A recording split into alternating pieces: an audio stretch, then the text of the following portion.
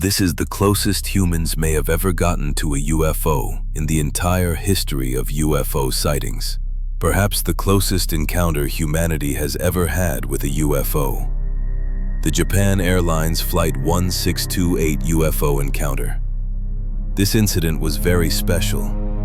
It may be different from all the other UFO events you've heard of before. Quite different. The event occurred on November 17, 1986.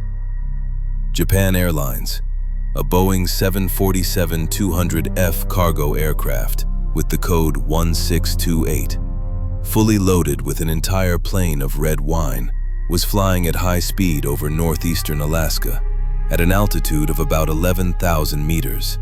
It was flying from Paris to Narita International Airport in Japan, passing through the United States. There were 3 people on board: Captain Terauchi Kenju, First Officer Takanori Fuji, and Flight Engineer Yoshio Tsukuda. The captain had extremely rich flight experience. He had more than 10,000 hours of flight time. He had even flown fighter jets before. So what about this resume was somewhat similar to the Chinese hero pilot, Captain Liu Chuanjian. At 5:10 local time in the United States, right as the aircraft was about to reach the Alaska airport. This location was northeast of the airport, at about 770 kilometers away. The captain and first officer saw through the side window of the cockpit that on the left rear side of the aircraft, there were 2 unidentified luminous objects flying alongside the aircraft. The distance between them and the aircraft was about 700 meters, very close. According to the captain's recollection, the brightness of these 2 glowing objects was similar to the lights emitted by aircraft. So at first, they didn't pay much attention. They thought it was local aircraft in Alaska carrying out some mission. But a few minutes later, the 2 luminous objects suddenly accelerated at an incredible speed, and in a flash, moved to the front left of the aircraft, stopping about 1 mile away, then continuing to fly at the same speed as the aircraft. The captain clearly remembered their flight altitude was around 10,000 meters, and their speed was 900 kilometers per hour. Even at such a high speed, this thing could suddenly accelerate and outrun the plane, and then suddenly stop and keep the same speed as the plane. A craft like this, the captain said, in his tens of thousands of hours of flight experience, he had never seen such a thing. This phenomenon, besides the captain, the other 2 crew members also saw it. The 3 of them stared at this glowing object for several minutes, searching through all the images and knowledge in their minds, but still couldn't figure out what it was. Facing this kind of fear of the unknown, everyone was stunned, almost scared to death. The most experienced captain, Terauchi Kenju, was the first to snap out of it, and at 5:18 local time, he urgently contacted the ground control center, and this recording was also preserved. The captain picked up the radio and said, "This is Flight 1628. There are 2 unidentified luminous objects ahead of me. Please confirm whether there are other aircraft near us." At first, ground control replied, "There are no aircraft near you, and during this time there are no other flights scheduled to pass through this airspace." But for some reason, less than a minute later, ground control suddenly changed their statement, saying, "We do see a luminous object at your 6 o'clock position, 5 miles behind you." The captain thought, 6 o'clock means behind my aircraft, but what they saw was the object in front left of the plane. Ground control, however, confidently said, "There is nothing ahead of you on radar. It's behind you. There's something following you continuously." Hearing this from ground control made things even worse. The 3 people on the plane became even more frightened. They thought the thing in front of them was probably undetectable by radar. The captain then made another statement.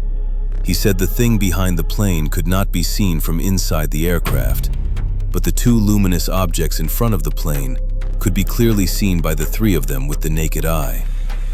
Later, the captain recalled that what he saw were 2 luminous objects, but rather than 2, It was more like two pairs of glowing objects. It seemed like they were grouped in pairs, and they were not behaving steadily, but kept making irregular movements. However, throughout, they never got close to the plane. They stayed about 1 mile away, matching its speed. The captain continued reporting to ground control, saying the two objects emitted yellowish white light and were jumping rapidly ahead of the plane. Ground control could not detect anything ahead of the plane using radar, so they contacted the U.S. Air Force. The U.S. Air Force also denied having aircraft or vehicles in that area or performing any missions.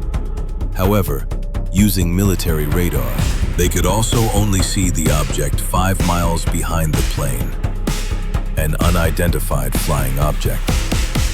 They could not see the two objects in front. According to the military, the object behind the plane was very clear on radar. Therefore, they were certain that it was a real, solid object and not some kind of abnormal weather phenomenon. Since neither ground control nor the military could see the two objects in front of the plane, Captain Terauchi kept describing them in detail, explaining what they looked like. He said the size of the luminous objects was about the same as his aircraft, roughly estimated to be 70 to 80 meters long. Judging from their shape, they looked more like squares because they gave the impression of being square-shaped boxes. Then on both sides there were two glowing strips. The middle was dark, invisible, but you could sense that the two glowing strips were part of the same object. They were not separate. Just a few minutes after the captain finished describing them, something unexpected happened. The two objects started slowly approaching their plane. At the closest point, they were only 150 meters away, which is extremely close for aircraft-to-aircraft distance. At this proximity, the three crew members could very clearly see exactly what the objects looked like. These two objects looked like this. Both sides were glowing, and the glowing areas had countless small holes or openings. These small holes looked like they were on a rotating wheel, constantly spinning outward, and it seemed as though from these holes some kind of light was being emitted.